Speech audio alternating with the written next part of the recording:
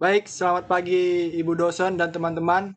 Perkenalkan kami dari kelompok 6 akan mempresentasikan hasil kerja kami yang berjudul Mazhab Neoklasik. Next.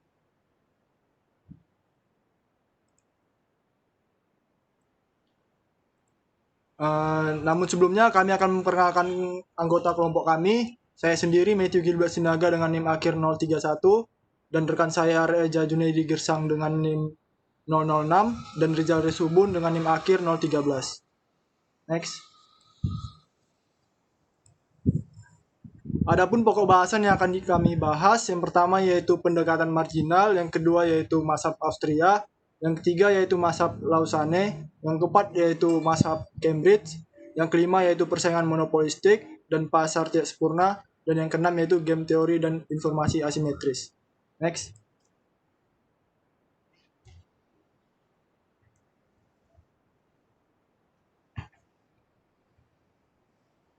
Untuk materi yang pertama yaitu pendekatan marginal. Para pakar neoklasik dalam membahas ramalan Marx menggunakan konsep analisis marginal atau marginal analysis dan juga bisa dikatakan marginal revolution. Pada intinya, konsep ini merupakan pengaplikasian kalkulus diferensial terhadap tingkat laku konsumen dan produsen, serta penentuan harga-harga di pasar. Teori ini telah lama digunakan dan dikembangkan oleh Heinrich Gossen pada tahun 1810 sampai 1858 dalam menjelaskan kepuasan atau utility dari pengkonsumsian sejenis barang. Menurutnya, kepuasan marginal atau marginal utility dari pengkonsumsian suatu macam barang akan semakin turun jika barang yang sama dikonsumsi semakin banyak, atau yang bisa disebut dengan hukum Gosen 1. Dalam hukum Gosen 2, menjelaskan bahwa sumber daya dan dana yang tersedia selalu terbatas secara relatif untuk memenuhi berbagai kebutuhan yang relatif tidak terbatas. Next. Untuk yang pertama yaitu Mazhab Austria, yaitu kelompok pemikir ekonomi yang mendukung dan memakai konsep marginal dan berasal dari Universitas Wiener, Austria. Mereka mempunyai ciri pandang khusus yaitu penerapan kalkulus dalam pengembangan teori-teori mereka. Untuk teori utama dalam mazhab Austria, yang pertama yaitu Karl Menger pada tahun 1840 sampai 1921. Karya utamanya adalah Grundsätze der Volkswirtschaft pada tahun 1817. Dalam bukunya ia mengembangkan teori utilitas marginal. Dan yang kedua yaitu Friedrich von Wieser pada tahun 1851 sampai 1920. Karya utamanya adalah Über der Ursprung und die Hauptthese des Schweizerischen Wertes pada tahun 1884 dan Der Naturalist Wert pada tahun 1889 dan juga teori Der Gesetzeswissenschaft pada tahun 1914. Ia sangat berjasa dalam mengembangkan teori utilitas Menger dengan menambahkan formulasi biaya-biaya oportunitas atau opportunity cost. Untuk yang ketiga yaitu Eugene von Bauer pada tahun 1851 sampai 1914. Karyanya adalah Capital Interest pada tahun 1884 dan Positive Theory of Capital pada tahun 1889. Kontribusi utamanya adalah dalam pengembangan teori tentang modal, Theory of Capital, dan teori tentang tingkat suku bunga. Kemudian teori-teori mereka dikembangkan oleh tokoh-tokoh lain seperti yang pertama yaitu Knut Wicksell pada tahun 1851 sampai 1926. Dia berjasa dalam mengasimilasikan analisis keseimbangan umum, Walsh dengan teori kapital dan suku bunga Bombawek menjadi teori distribusi, dan pengembangan teori moneter yang dihubungkan langsung antara tingkat suku bunga dengan harga-harga. Karya utamanya yaitu Lecture on Political Economy pada tahun 1901. Selanjutnya yaitu ada Ludwig Adler von Mises pada tahun 1881 sampai 1973. Karya-karyanya antara lain The Theory of Money and Credit pada tahun 1912, Burassuresi pada tahun 1944, dan The Ultimate Foundation of Economic Science pada tahun 1962. Dan selanjutnya itu ada Friedrich August von Hayek pada tahun 1899. Karyanya antara lain Monetary Theory and the Trade Cycle 1929, Profit Interest Investment pada tahun 1939, dan The Pure Theory of Capital pada tahun 1941. Dia dianggap sangat berjasa dalam mengembangkan teori siklus perdagangan atau Theory of Trade dari von Mises yang diintegrasikan dengan teori kapital von Bauer. Next.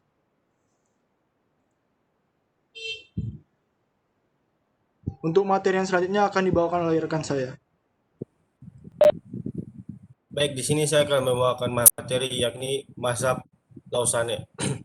Langkah lebih maju yang disumbangkan pemikir neoklasik adalah analisis yang lebih komprehensif tentang teori keseimbangan umum oleh Leon Walras. Dan Walras dianggap sebagai pelopor mazhab Lausanne atau Lausanne School of karya Element of Pure Economic pada tahun 1878 dianggap sebagai suatu karya yang sangat makarya dalam bidang ekonomi.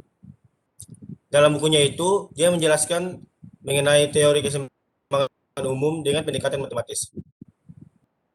Adapun juga Cournot, seorang pakar ekonomi dari Prancis pada tahun 1838 telah menganalisis problema-problema ekonomi mikro dan menyimpulkan bahwa untuk memecahkan persoalan-persoalan ekonomi perlu mempertimbangkan sistem ekonomi secara keseluruhan. Namun, hanya Leon Walras yang mampu memberikan kisi yang lebih jelas tentang interdependensi bagian-bagian ekonomi ini dengan gemblang dan dengan model keseimbangan umum yang ada seperti General Equilibrium Model. Dan ia menguraikan dengan jelas bahwa perubahan suatu faktor atau bagian ekonomi akan membawa perubahan pada variabel-variabel lain dalam sistem ekonomi tersebut secara menyeluruh. Next.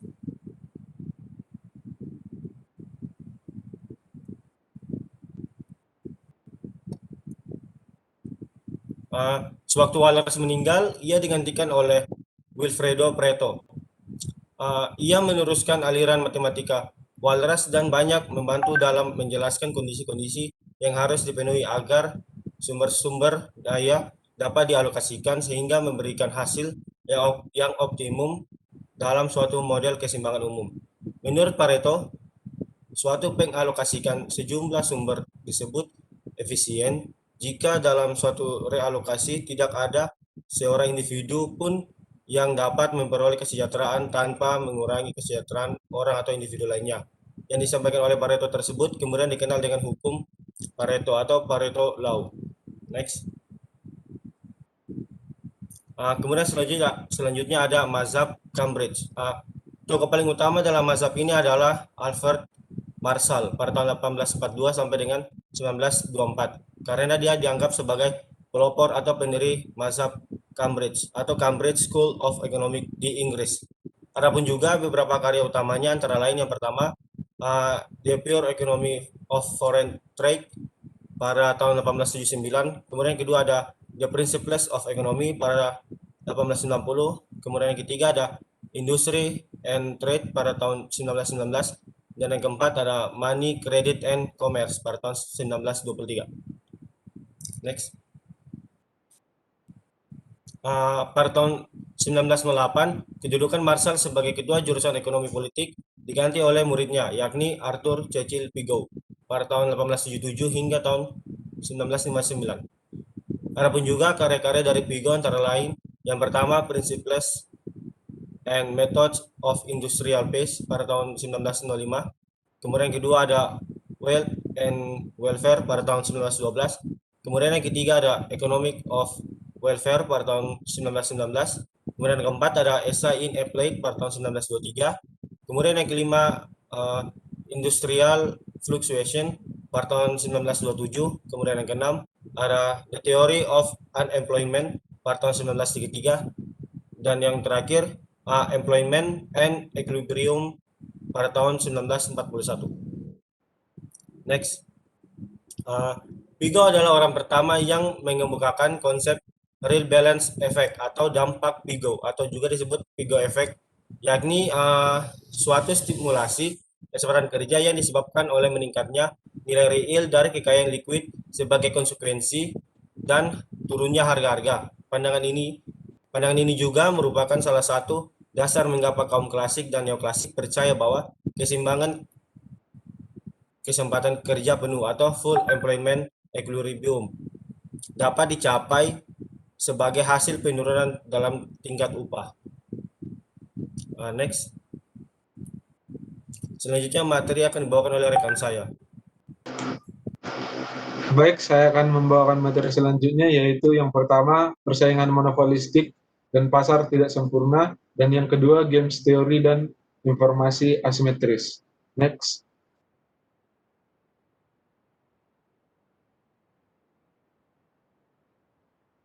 Yang pertama yaitu persaingan monopolistik dan pasar tidak sempurna.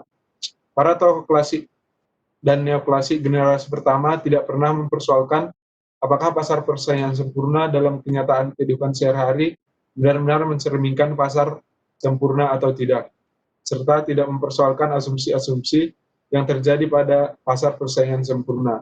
Adapun asumsi-asumsi itu adalah sebagai berikut. Pertama, terdapat banyak pembeli dan penjual atau multi perusahaan. Yang kedua, barang-barang yang dijual bersifat homogen.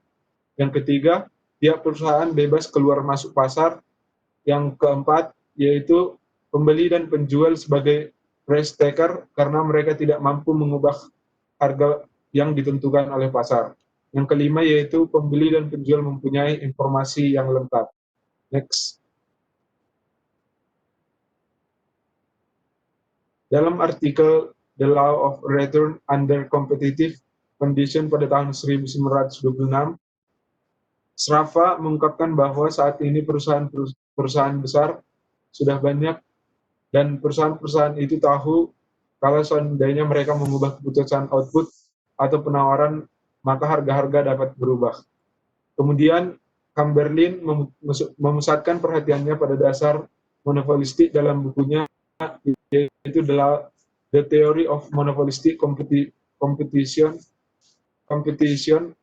pada tahun 1933. Ia menyebutkan bahwa banyak asumsi yang digunakan dalam pasar persaingan sempurna, terutama dalam produk yang homogen, yang tidak realistis.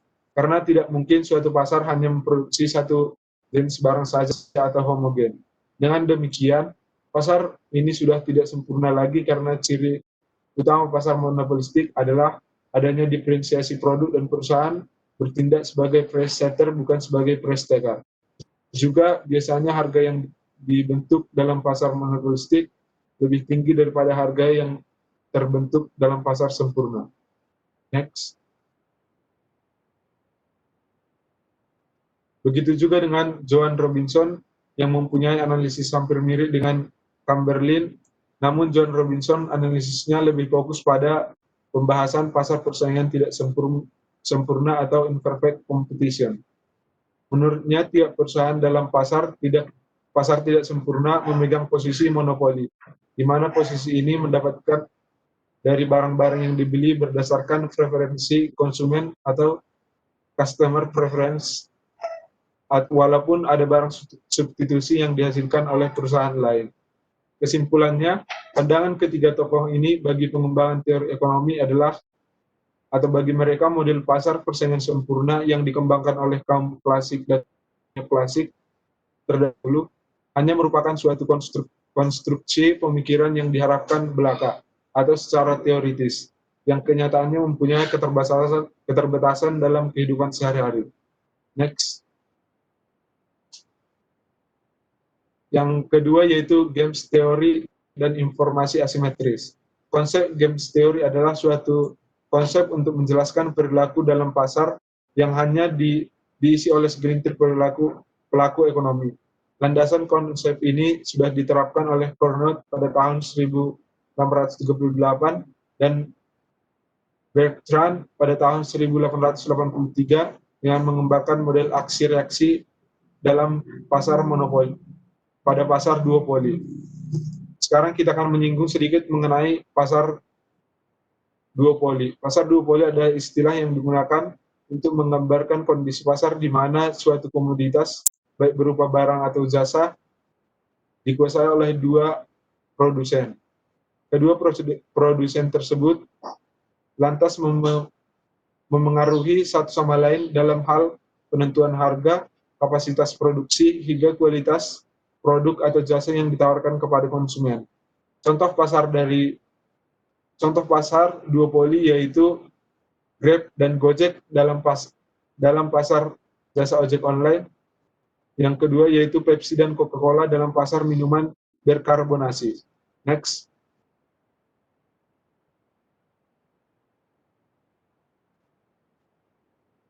Yang selanjutnya, model GT ini mulai dikembangkan lebih lanjut oleh Ed Goward pada tahun 1925.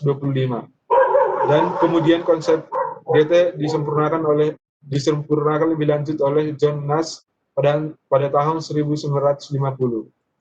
Dari konsep GT Nash berkembanglah GT yang beroperasi dalam situasi informasi yang bersifat asimetris atau tidak memiliki informasi yang sama terhadap satu hal oleh John Harsanyi pada tahun 1967. Kemudian GT dikembangkan lagi oleh Reinhard Selten dari Universitas Bonn, Jerman dalam bentuk situasi yang lebih dinamis. Demikian presentasi dari saya dan ditutup oleh teman saya. Demikian presentasi dari kami. Mohon maaf jika ada kesalahan. Terima kasih.